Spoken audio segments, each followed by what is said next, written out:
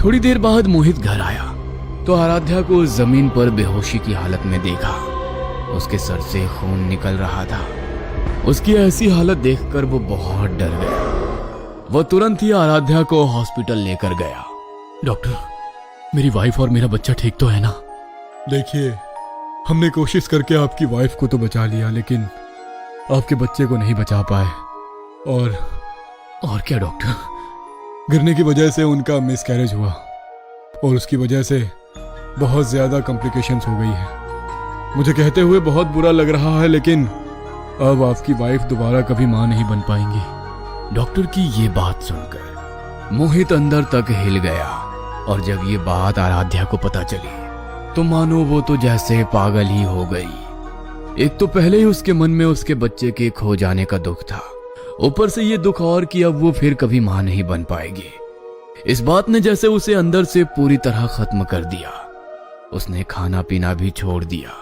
दिन में कभी खाया तो खाया, वरना 2-2 दिन तक भूखी रहती।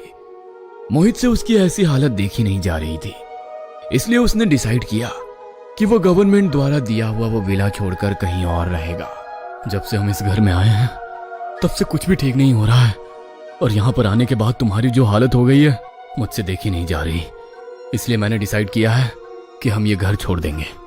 जब से आराध्या का मिसकैरेज हुआ था तब से आराध्या को वो बच्चा घर में कहीं नजर नहीं आया था, लेकिन जब मोहित ने घर को छोड़ने की बात कही तो अचानक वो बच्चा अलमारी के पीछे छिपकर आराध्या की तरफ झांकने लगा।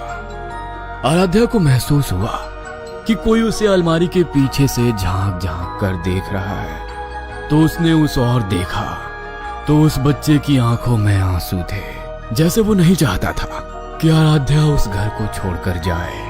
नहीं मोहित, मैं इस घर को छोड़कर नहीं जाऊंगी। लाइफ में प्रॉब्लम्स का सामना तो करना ही पड़ता है। तुम चिंता मत करो, मैं पहले से ठीक हूँ और धीरे धीरे और ठीक हो जाऊंगी।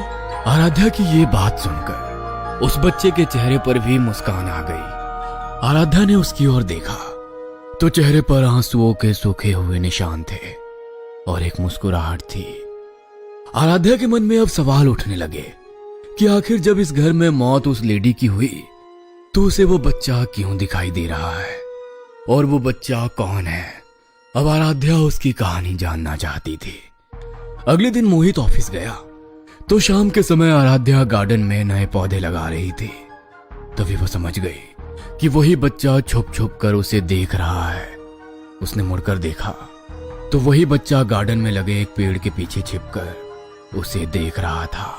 आराध्या समझ चुकी थी कि वो उसे बताना चाहता है कि मैं यहाँ पर हूं। आराध्या को डर तो बहुत लग रहा था, लेकिन उसने हिम्मत की। मैं जानती हूँ कि तुम्हें पता है कि मैं तुम्हें देख सकती हूँ, और मुझे ये भी पता है कि तुम मुझसे बात करना चाहते हो। आराध्या को लगा कि उसके ऐसा बोलने पर वो उसके पास आएगा, लेकिन तभी वो कहीं गायब हो गया। आराध्या को कुछ समझ नहीं आया। तभी कुछ दिन बाद वो अपने गार्डन में बैठकर अपनी शाम की कॉफी एंजॉय कर रही थी और उसके सामने कुछ स्नैक्स और मिठाई रखी थी। तभी फिर से उसे वो बच्चा दिखाई दिया। वो खाने की तरफ देख रहा था। तुम्हें ये खाना है? बच्चे ने हाँ में गर्दन हिलाई तो आराध्या ने प्लेट उसकी तरफ बढ़ा दी। तभी प्लेट से एक लड्डू अचानक कम हो गया। मैं जानती हूँ कि तुम मुझसे बात करना चाहते हो। मैं जानती हूँ कि तुम बहुत परेशान हो। मैं जानना चाहती हूँ कि तुम कौन हो और तुम्हारे साथ क्या हुआ। आराध्या की ये बात सुनकर उस बच्चे की आंखों में आंसू आ गए। वो आराध्या की तरफ बढ़ा और उसने उठकर आराध्या के माथे पर अपना हाथ रखा। तभी आराध्या को कुछ ऐसा पता चला जिसे जानकर उसकी रूह कांप गई।